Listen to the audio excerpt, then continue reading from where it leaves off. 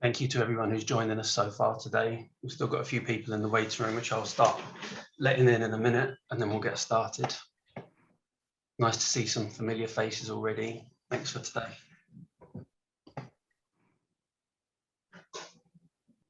So thank you for joining us today. It always really means an awful lot to me when I see you join up for these courses and these lectures, because I know you're all very busy, but it's lovely to know that our sort of client base enjoys hearing these lectures and getting involved with us. It's really nice for us. I'm really pleased with the presentation that we've got for you today.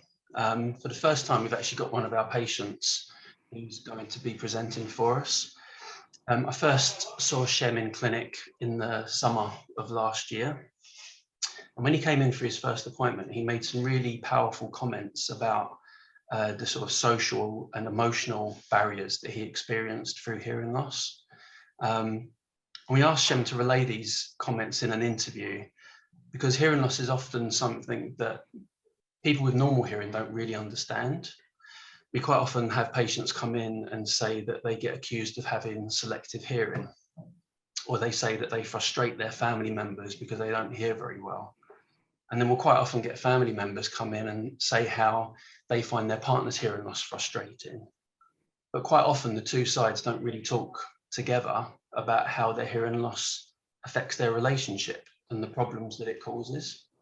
So our hope is that by having someone who's quite eloquent explain the problems that he has with his hearing, that we might be able to start some discussion, and maybe next time you sit down with family at dinner, you might be able to relay some of the things that Shem says in his appointment, in his interview, and hopefully start some discussion and break down some barriers.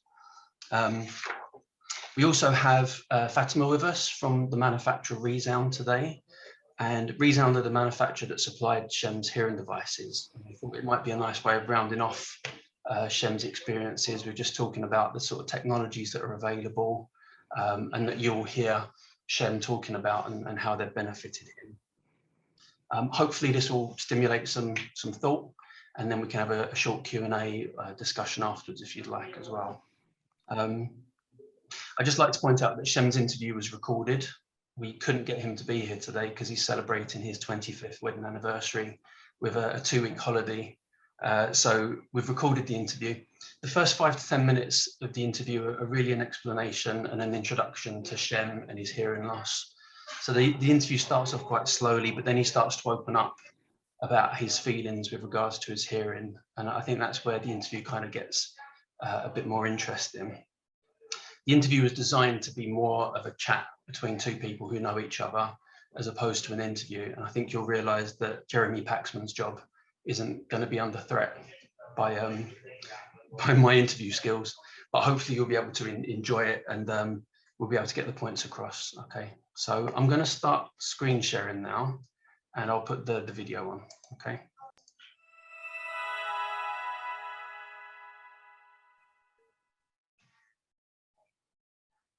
So firstly, I just want to say thank you, Shem, for joining us this evening and for buying out time from a busy family life. Thank you for that. Just to give you a bit of context, it's about 7:30. My wife has gone out for a much needed catch up with her old flatmate. I've managed to get 5 kids in bed, so I'm hoping that they stay there for at least the next 10 minutes so we can have this chat. So I mean, first of all, tell us a bit about yourself without risking any potential identity theft. Just give us a bit of context, Shem, and tell us a bit about yourself. So my name is Shem. I'm 47 years old. I've been married for 26 years now. Got 3 lovely kids, boy, girl, boy. Got a little dog, Staffy, called Buddy. Yeah, so I've had lots of jobs over the years. Mostly self-employed. I spent many years self-employed, doing mostly practical work, you know, plumbing, electrical, kitchen, bathroom fitting, that sort of thing. Took a job about just under 8 years ago now as a driver for a firm, because I was struggling for work. And so I've been with that company now, same company, but then I moved on from driver to transport manager, and then I was operations manager. Wasn't my favourite line of work because too much desk work for my liking. So when they had a big shuffle during COVID, we come to an arrangement where I started doing the things that I love the most. So I'm back in an engineering situation where I look after a fleet of scissor lifts and I do maintenance around the site, stuff like that. So. Handiwork. Yeah, all stuff that I am really bad at. I'm terrible at all things DIY. Fleur, my wife, has to change our light bulbs because I'm that bad at that sort of thing. I'm always slightly envious. How long have you had hearing loss now, Shem? Because I mean, for most of our patients, seeing someone at the age of 47 with hearing loss, you are young, which is kind of a nice feeling. It really is. I'm not described as young very often these days. Yeah, make the most of it. Make the most of it. So how long have you had hearing loss now?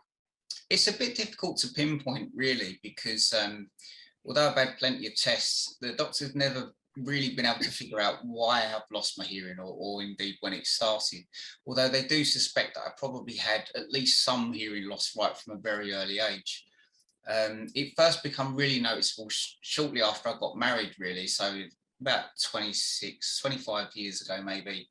My wife started commenting on how loud the TV was, and sometimes when friends would come round, they'd say the same thing, you know, oh, is that loud enough for you? I just ignored it, to be honest. I thought, oh, maybe I need my ears syringed or something, I don't know, but I kept ignoring it for probably about another 5 years, to be honest. But then I got an ear infection, had to go to the doctors, and mentioned to him at the time that, you know, oh, do you think I should come back once the infection's gone? Should I come back and get my ears syringed? And he took another look and he was like, I can't actually see anything in there. And at that point I thought, well, maybe we've got a problem then. So he sent me for a hearing check, and that's when we discovered that I had actually quite a significant, I think it's about 54% down at the time. So yeah, that's kind of when I really discovered that I needed hearing aids, and shortly after that, I was fitted with some NHS hearing aids. So so in many ways, I mean, no one wants to get an ear infection, but that ear infection was probably actually quite a good thing, wasn't it? In terms of kind of bringing it to a head and kind of getting that ball rolling, as it were. Absolutely. I wonder how many more years I would have been just blaming the wife for mumbling.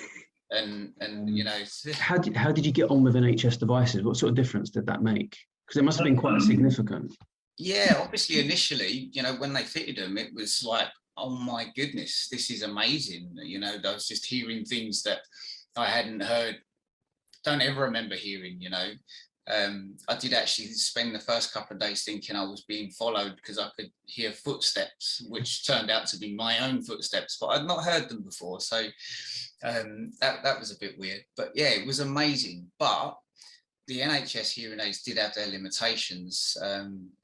Although they were upgraded a few times throughout the years, they would amplify everything. There was no kind of discrimination. So if I was sitting in a room that other people would think was absolutely silent, I could hear the clicking of the lights when they were heating and cooling. I could hear the floor creaking. I could hear the wind outside. You know, all of the little noises that the human ear will filter out. Those NHS hearing aids, they picked up everything, and it was tiring. It really made, you know, it was hard work for me to filter out what I was supposed to be hearing and what I wasn't. And if you put me in a crowded room full of people, well, that was just a nightmare, because it's just so much noise bombarding me that couldn't filter out the person that I was talking to, you know. So yeah, really challenging. So what, and I mean, unfortunately, I think a lot of people have those same kind of responses with the NHS. I mean, I always think NHS is kind of the gold standard service, because if NHS provision works for someone, that's fantastic. I mean, it's the best thing that could possibly happen. I think the private provision is really there for people whose needs go beyond sort of like what the NHS is. Yeah, I mean, I never had any complaints about what I got from the NHS. Yeah. The people that I met there were great and really helpful, and they worked hard, but they just had limited conditions. So they didn't have enough time in the day to spend with each individual patient, really learning about what they needed and what their individual hearing loss was. So I've not got any complaints about the NHS. They were doing a tough job in really difficult circumstances, but unfortunately it just meant that it wasn't quite enough for my hearing loss. Yeah, and I think in the private sector, I think we see that quite a lot. What brought you to us then? So I mean, what made you think, right, okay, I need to look at private provision? What was the kind of motivation in that? Just basically, I heard that the hearing aids had got a lot better over the years, and I kind of guessed that the products that the NHS were offering probably wasn't cutting edge, because they just can't provide that kind of technology. So I was starting to look, and let's be honest, you and me, Oliver, we've known each other for many, many years, going way back. 30 years, isn't it? 35 years, probably. Yeah, definitely. And although we've lost touch over the years, but as soon as I started thinking about it, I knew you was in the game. So I thought I'll give you a call, and yeah. So I just thought I'd give it a go, just to see what was on offer and see if it would actually have a marked improvement over the NHS equipment. Yeah. And I mean, I think one of the reasons why I wanted you to sort of speak for us tonight. When we met up again for the first time in 20 years, back at County Hearing in Brentwood, I think back in the summertime, wasn't it? Yeah. You kind of made some really interesting comments about how hearing loss had affected your confidence in that work environment that you described earlier, and how it had affected your confidence when you was in sort of social situations. Yeah. And not everybody is good at vocalizing the impact that hearing loss has on them. And so I thought it'd be really interesting for you to maybe just spend a little bit of time just talking about those feelings, because I think a lot of people don't vocalize how frustrating hearing loss can be. They don't vocalize how frustrating hearing loss can be for their partner. And that really has an impact on quality of people's lives. And I think it'd be perhaps interesting and certainly start a discussion point with patients as to, how hearing loss does make you feel. So, what sort of barriers do you feel it created over those years? So many, Oliver, so many. And to be honest, most of them I only realised with the benefit of hindsight. At the time, when the wife can't hear me, I'm just, sorry, when I can't hear the wife, I'm thinking she's just talking too quietly. And the social occasions, my wife's very social. She loves to go out and it's a bit limited at the moment with COVID, but she'll always have, a party or people around. But I was finding it so difficult to be able to communicate with anybody in those circumstances, because of the problems I said before about how the sound was just too much, and I couldn't cope with it in the end. It got to the point where it made me feel so awkward having to ask people to repeat things all the time. Even at work as well, when people are talking in meetings and things like that, asking them to repeat themselves over and over again is really, really difficult. Even with jokes, I love a good joke, but sometimes, people would crack a joke. And people tend to, I don't know whether this is human nature or what, but people tend to drop their volume just at the punchline. Of course, that would mean that I'd miss it, and then I'd have to ask them to repeat it. And no one likes repeating a punchline. If you're trying to tell a joke twice, then it kills the joke. So it would just be so awkward for them that I would end up just laughing along, even though I had no clue what was going on. And the same in social gatherings, people would be talking and I just wouldn't know what was happening. People would be saying things directly to me, and in the end I'd just laugh and hope it wasn't a question. And that just made me feel so awkward that I started to back away from those social events. And my wife, Lindsay, she ended up going to a lot of things on her own, which is obviously not good for her. It's not pleasant for her, So, and then, even when the kids came along, they'd be wanting to have their friends round.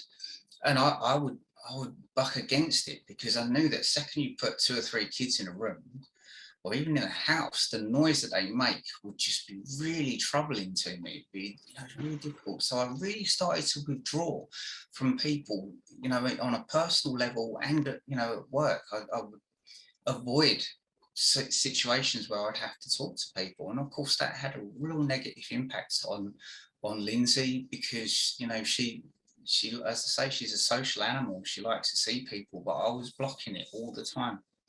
So it caused, a bit of friction between us. And then, at work, it causes friction with other colleagues, because they, although most of the time they're quite patient and they're quite understanding with someone who's got a hearing loss, it's still frustrating for them when they're having to repeat stuff all the time. Even, I used to sit at a desk with 2 other people, and they'd have a conversation right across me and I couldn't hear them. And so, I just feel so lonely sometimes, even though I was in a room full of people. I was basically on my own because I couldn't keep up with the conversation. And that, it really brought me down. It really did. That's really hard to hear, Shem. I think especially that comment about like how you can be in a room full of people but feel alone. I mean that's a horrible place to be, isn't it? Yeah.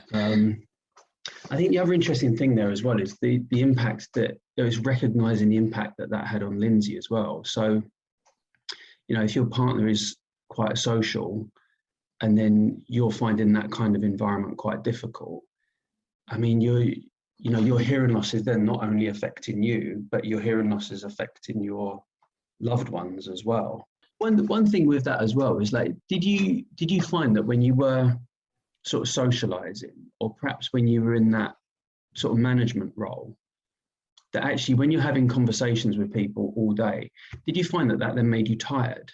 Were you conscious of the sort of mental drain that would have had? Very, very much so, yeah. It's such hard work to pay attention. Like you say, especially as a manager, sometimes we'd have one-to-one meetings, and even if a member of staff, had issues or whatever, I'd be trying to talk to them. Of course, in those kind of circumstances, that you're trying to speak sympathetically, and they're trying to speak, and they may be emotional, and if you have to ask them to repeat something that they're very emotional about, it's so challenging for them. So I was desperate to try and avoid that.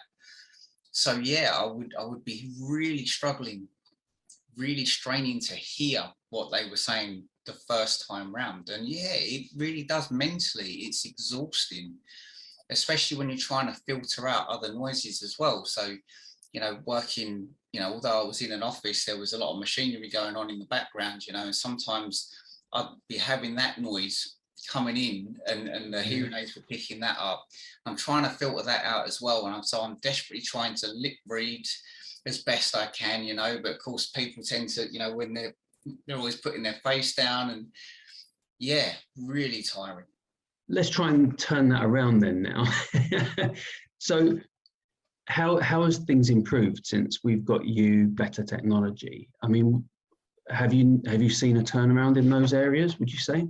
Yeah, absolutely, Oliver. Yeah, from the minute I put these hearing aids in, I could tell that they were different. Now, to begin with, I wasn't sure if it was different good, because they were so much quieter than my other hearing aids, and I was thinking that they're not amplifying enough. What I didn't realize until I got them out into the real world and started living with them is that it's not just that things are quieter. What they're doing is the technology is removing unnecessary sounds. So the things that I needed to hear, people speaking, etc., they were just as loud, if not louder, than they were before. But it was getting rid of all of the unnecessary, all of the noise in the background, and the technology is fantastic for that. I still don't know how it works, but it does, and it's really changed. Even just that alone, So if I can be standing in my workshop at work, and there'll be all sorts of noise going on around me, but if someone comes and stands in front of me and starts talking to me, I literally hear the volume of everything around me go quiet, and it focuses right in on the person who's speaking in front of me, like a bubble in front of me. And that's just, it's just changed my life. It's changed, even with Lynch, you know, when I'm talking to her, you know, we may be in the house, maybe in the kitchen, you know, we can have the kitchen extract going and some music in the background and all of those things are happening, whereas normally I just wouldn't even be able to speak to her. So I just wouldn't. I'd go and sit in the front room because there was no point. And now I can come into the kitchen and I can have a conversation with her while all of these things are going on. It does have the negative effect that she does then expect me to do things while she's cooking. But aside from that, it's absolutely fantastic for those kind of things. And it's, you know, the technology of these hearing aids has got so much more in it. Just, you know, just the attachments that you can put with it. It's got extra microphone, it's got a connection to the TV, bringing sound directly into my ears. And the fact that I can control a lot of it from an app on my phone is just fantastic, because I can then switch it. And in many aspects, I've actually got an advantage now over other people, like at work. I can listen to music directly into my hearing aids, and I can control how much of the surrounding area I can hear and how loud the volume of the music is.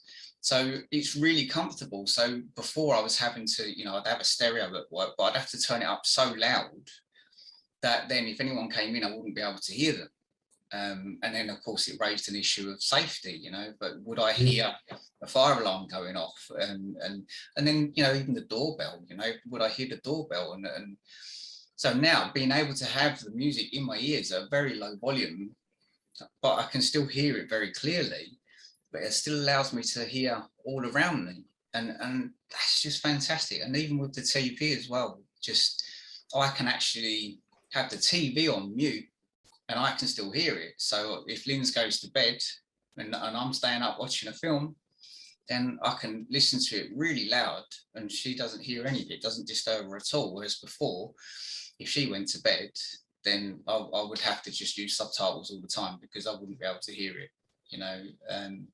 So yeah, there's so many aspects about it that it's improved, not just, you know, my ability to hear, but it's improved the relationship with the people around me, because they're not having to yell at me all the time. They're not having to, you know, repeat themselves all the time. And yeah, the technology is absolutely fantastic.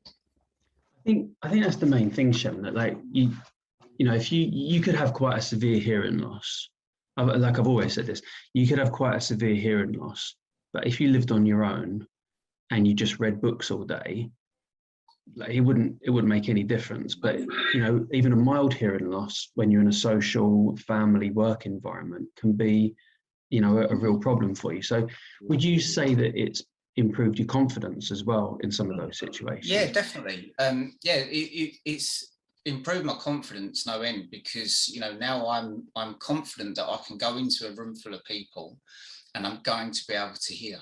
I'm going to be able to have a proper conversation with someone in that room. Even Zoom meetings, you know, like this one, it's not too bad on a one-to-one like this, but sometimes if you've got a group chat going on and several people start talking at once and it starts flicking from one person to another, I wouldn't be able to keep up before, but now I can. Now I can single out, you know, who's talking, and it just, yeah, the technology really filters out everything else that's going on around. You know, even just being able to talk to suppliers and things on the phone at work, you know, where before I would avoid the phone like a plague, you know, because I knew I wouldn't be able to hear people. Whereas now I can make a really good phone call and I can hear it as clear. So it makes my life so much easier on that aspect, because I was relying on text and email before. Whereas now I can just pick up the phone and just phone someone, and it just speeds up my day. Yeah. And having that confidence to be able to do that, yeah, that's changed the way I work and just made life so much easier for me and so much more productive as well. That's fantastic. I mean, I think, like, for audiologists, like we always know that technology is improving with every new generation.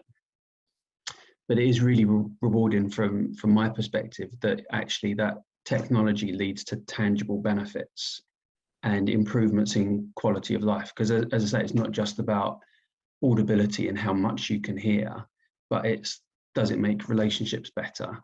Does it make you more confident? Is there less listening effort? Have you got more energy at the end of the day? Those are the real tangible benefits that you would want to get back from that technology.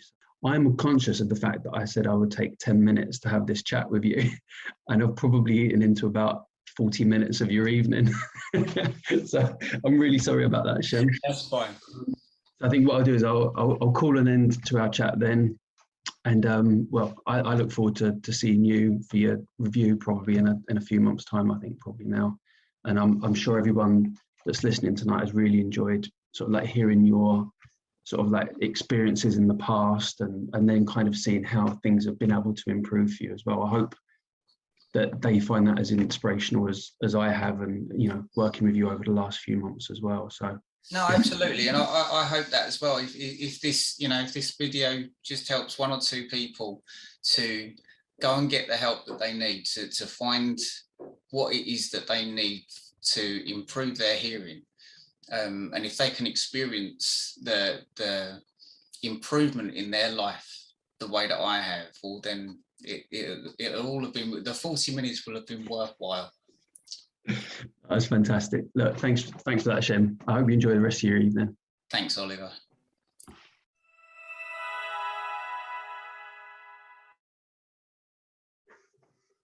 Cool. So I hope you enjoyed listening to that. It's kind of nice to have stopped listening to that video and to still see that you're all here, because I couldn't see any of you when that was playing, and I wondered whether or not you'd all be here when it had ended.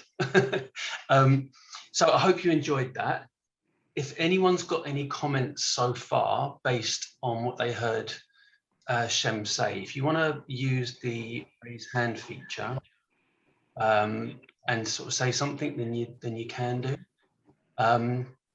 I think for me, the thing that stood out most from Shem's experiences was that comment about feeling quite lonely despite being in a room full of people, because he was struggling so much to connect with the conversations that they were having. We do hear people say that quite a lot when they come into the clinic with us, and that's one of the hardest things, really. And then also a comment about how his hearing loss was having an effect on other people as well, affecting his wife's ability to socialize. I think these are things that are happening to a lot of people in a lot of different households. So hopefully that resonated with you a little bit. What I will do now then, if no one's wanting to sort of chip in just yet, I'm going to hand over to Fatima from ReSound, who's going to give us a presentation on the technology that Shem's been using over the last few months. So Fatima, over to you. Thank you. I am just going to share my screen, so bear with me for a second. I'm hoping you can all see my screen. Oliver, give me a thumbs up. Perfect, thank you. So hi everyone, it's really nice and lovely to see all your faces. My name's Fatima and I work for ReSound. So we are the manufacturer of the hearing aids that Shem is wearing, called ReSound One. I'm going to talk to you a little bit about the technology within those hearing aids, and of course I know we have a Q&A kind of section after, so feel free to just keep those questions, pop them down, and we'll go through them then. So what most people don't know about me is that I really like to hike. I like to spend time with my family. I also like to virtually kill zombies in my spare time as well. We're not robots if we work for manufacturers. I am also an audiologist as well. So but within my role at ReSound, what I also like to do is to actually meet and work with professionals like Oliver to actually find the best solution for patients and end users, and actually just improve their quality of life. So it's actually really lovely to work with audiologists like Oliver, who just really care and strive to deliver the best service to you guys by doing things like this, lectures, and just going that extra step, basically. So I thought I'd just open up with some facts and figures about hearing loss. And one of the main things is that it's actually more common than we think. So approximately 1 in 5 people in the UK suffer with hearing loss, and that actually constitutes to at least 12 million people within the UK. And it's basically to say that you are not alone. There are many millions of people that join you in suffering with hearing loss, whether it be mild or a more severe loss. Um, everyone out there is always looking basically for help, and they know to get advice if they do suffer with hearing loss. Um, the other fact is only 1 in 6 people actually know where to go and to find out more. So it's actually great that you are all listening here, because it means you're ready to actually find out more about hearing loss and hearing aids and things like that, which is actually really great to see. What we are noticing is that it actually takes about 7 to 10 years to notice a hearing loss. So you'll actually see that from Shem's video as well. It took him about 5 years he said that's how he carried on with the TV being louder and things like that. On average, it takes about 7 to 10. But the reason why it takes so long is because hearing loss is typically a gradual process. So it's the little things like slowly noticing that your TV is louder, or just missing part of the conversation, or using subtitles if you never have before, things like that. It only kind of begins to fall into place, and these little kind of pieces like come together after years of maybe slowly struggling to realize that we actually need advice or we need help. So at ReSound, with our technology, we really want to empower you guys to actually hear more, do more, and be more. So hearing loss can actually just really prevent us from communicating with loved ones, with friends, with family.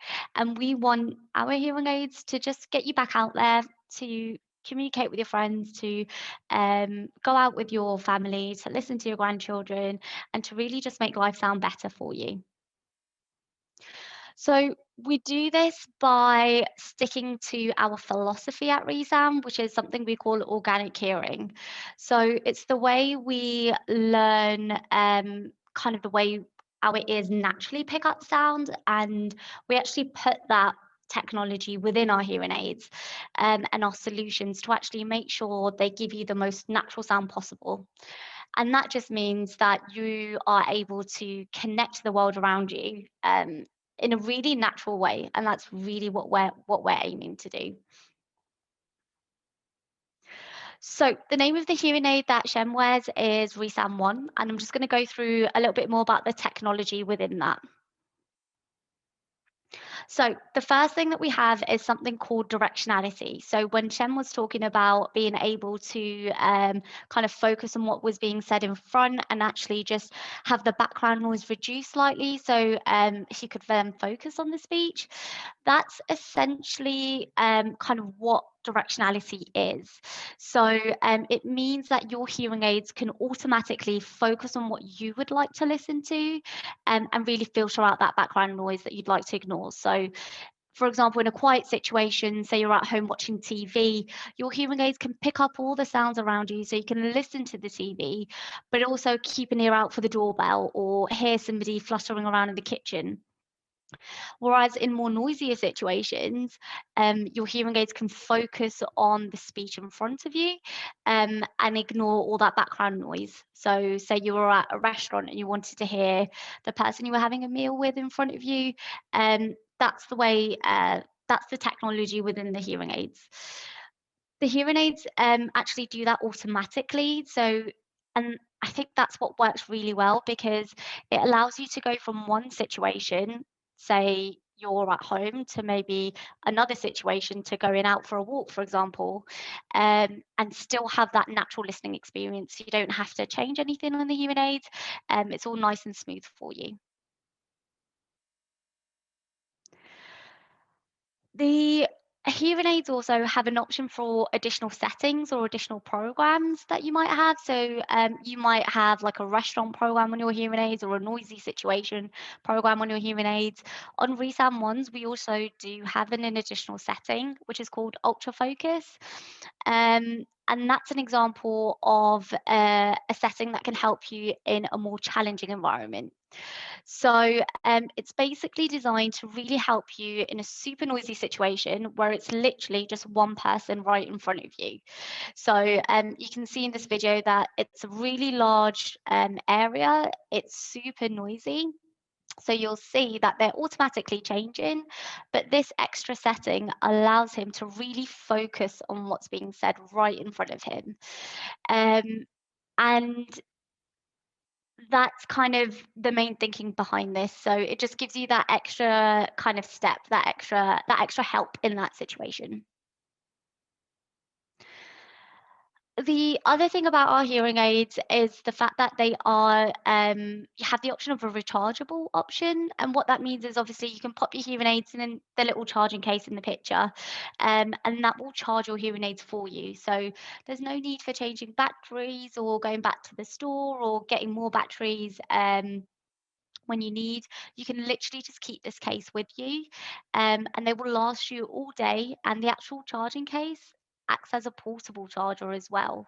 So that means that it can last you a couple days further than that, basically.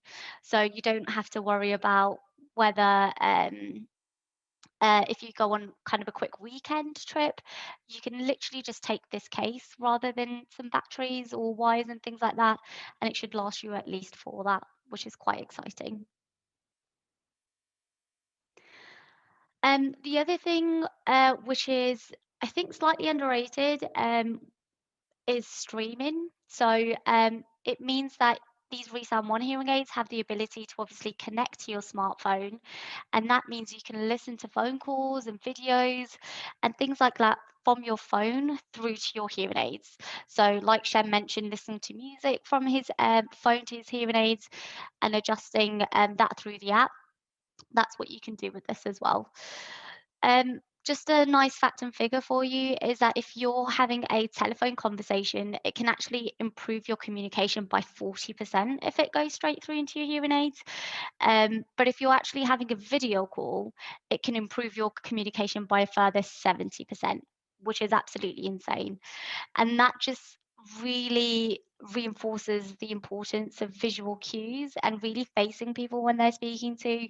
Um, and so if you have the option to do a FaceTime call or video call, I would definitely recommend.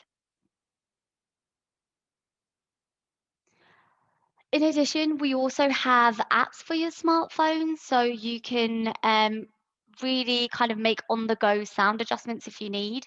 So you can change the volume, change your setting or your program, but also use it to even find your hearing aids, which is pretty exciting. So if you've accidentally left your house, but you've left them at home and you're scared you've dropped them somewhere, you can quickly go onto the app and check the last time that they spoke to the phone, which is pretty cool. The other app we have available is called the Relief app, and that plays soothing sounds and it has different exercises, so muscle relaxation, breathing exercises, to actually just help anyone who suffers from anything called tinnitus. And that's obviously any ringing or noises in your ears that you may have if you're not wearing hearing aids. Again, you can just play those soothing sounds and things like that, even if you're not wearing hearing aids, to help you fall asleep. I know that some patients like that as well. So in terms of the impact that this technology can have, it's absolutely huge. Obviously, we've seen in Shem's video a great example of what studies have already confirmed, and it's just really nice to hear that feedback from what Shem said as well. So it's from things like improving your quality of sleep if you're wearing hearing aids, to actually having that positive impact on your daily activities. So maybe going to the supermarket or just even talking with your own family at home. And again, your self-confidence as well. So gone are the days where you have to pretend to hear what was said. hearing aids are giving you back that empowerment, basically. Additionally, the more you wear your hearing aids, the more benefit you'll see. So the more you give, literally the more you get, until it slowly becomes habit. So just like putting your glasses on straight away when you wake up in the morning, you'll be popping on your hearing aids too, basically. The last figure is probably my favorite. And again, Shem is a great example of this. It's the fact that 94% of people who wear hearing aids really say that it improves their quality of life. And that's, I think, our main goal as audiologists, and me working as a manufacturer as well. It's to help you guys get back out there with your friends, with your family, to reconnect with people and to just communicate. So just want to say thank you for listening. Thank you, Oliver, for having me. And ultimately, thank you guys for listening. So it'll be great to hear your feedback. And if you have any questions, literally just give me a shout. Thank you so much for doing that, Fatima. It was really good, much appreciated. I appreciate your time joining us. That's all right. I think the thing that I particularly have enjoyed about fitting ReSound products over the last few months, and then particularly with sort of Shem's experience, is that there's a range of technology that can either be as automatic as you like, so that the devices just adjust themselves for you, but also you can indulge your inner tech geek if you want, with apps and with remote controls. There's basically something for everyone, which is really nice. Well, one point that I think may have got cut, I don't know if you picked up on this from Shem's interview, but we actually sat on the Zoom meeting originally for about 40 minutes, and we couldn't possibly get you to sit through 40 minutes of me and Shem talking. So we actually trimmed quite a lot of stuff out to get it down to about 20 minutes long. But he made a comment at one point about how he uses a remote microphone. Now, a remote microphone is something that you give to your partner, and the partner wears this tiny little remote microphone on their lapel. And then it means that their voice only has to travel 6 inches to their lapel microphone rather than across to your hearing aids. And that's something that ReSound do. And on his very first appointment with us, he texted me when he got back to say that driving home in the car was the first time in 20 years that he could have a conversation with Lindsay while he was driving, because of what that remote microphone was doing. So there's some really good, unique sort of technology and features there. Yeah. So go on. Sorry, I was just going to add, at ReSound, we really do believe in kind of like a full ecosystem, and that's how that decides how well you guys get along with hearing aids. So it's not just about the solution itself, it's not just about the hearing aids, but you've also got the app that helps you. You've got things like accessories, the TV streamer, your remote mics. If you're not going to use an app, you've also got remote controls and things to help. There's a lot of options out there, and all of that together kind of decides how well you guys are going to get along with hearing aids. And I think it's important just to know that there are other things to help along with hearing aids, basically. What do you notice, Fatima, when you sort of see people in clinic and the sort of feedback that they give you with regards to the impact that it has on family life? Do you pick up on those kind of comments as well? Yeah, it's really difficult because I think normally family members or younger family members will notice the loss before they do, and they will ask them to go get help. And sometimes they can just be not accepting of that, or they don't want to accept the fact that they need help, and things like that. But I think during during isolation and things like that, people have found that the need to communicate with loved ones and things, they've just emphasized the need to do that, basically, and just to keep those relationships up. So I completely understand that masks and things can make it harder, because obviously you can't see mouths moving, and that really gives us so much extra information that we need to know what people are saying. Obviously, they do have, if they're wearing the surgical mask, obviously you can't see their lip moves, but I don't know if you've seen some people wear the clear mask that actually help. So some kind of shops that use those have been kind of really helpful. But yeah, definitely visual cues have been really important for people. But when seeing patients, I think it's always really helpful to have someone with you there in the appointment as well, so they can help explain. 'Cause it's easier to kind of see it from the outside looking in, kind of thing. Um, so if you have someone with you, I'm always a big advocate to just, if you can, bring someone who knows you and can like help share those experiences that you've been through as well. I think that's a really good point. And one thing that we're actually working on at the moment, Danielle Barker, who works at our Bishop Stortford practice and who works in Brentwood as well. She's actually our clinical director, and she's working on sort of like some communication techniques and sort of like a communication tips sort of package that we can put together for people. And a big part of that is engaging the partner when you come in for a hearing assessment, so that it's not just all on the person who's got the hearing loss, but actually you're including family, you're including their partner, and making it kind of like a group effort to try and help break down some of those barriers and make that communication easier. Because communication is a two-way thing. If you're communicating and you're looking at them and you're using all those visual cues, but the other side is maybe mumbling, not looking at you, covering their mouths, it doesn't help. So I think those people with hearing loss and even without hearing loss need to just know those simple depths of communication, speaking a little bit slower, things like that. And repeating if they're asked to. It's just small things like that that would definitely go a long way. Yeah, no, very good. Thanks very much for your feedback on that, Fatima. And thanks everybody for sort of joining in today. We will be editing this video and then sending it out on email in the next week or two. The idea behind that is that you might enjoy watching it again, maybe, but you might also enjoy forwarding it on to people and maybe getting them to watch Shem's interview and trying to widen that discussion about the problems that sort of come through hearing loss, and maybe again breaking down some of those barriers that kind of Shem mentioned and that Roy mentioned for us as well.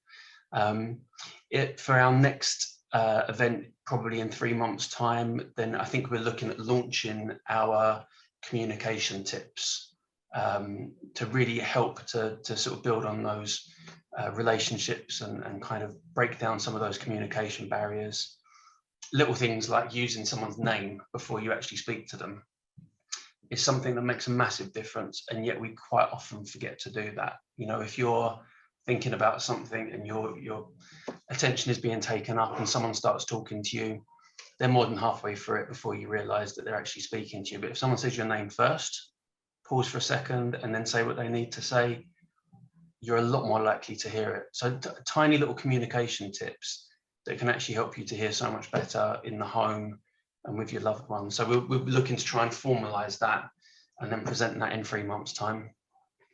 I also got quite carried away today, and I've approached Colchester Zoo to ask if they would give us a lecture on how animals hear, because I thought that might be quite interesting. So potentially in 6 months' time, I might hire a lecture hall at Colchester Zoo and see if I can take us all to Colchester Zoo for a lecture then. So I may have got a bit carried away today, and I may have had a bit too much time on my hands to brainstorm, but I'll see if I can put that together for us perhaps in 6 months' time. So as always, if you have any questions, if you have any comments based on what we've said today, please do email us, let us know how you're getting on. If you have any topics that you'd like us to cover in one of these meetings, we're really keen to kind of keep them going and kind of keep the content going out there for you. So thanks again, everybody, for joining in tonight. And I'll either see you in clinic or I'll see you next time we're online like this. Thanks very much.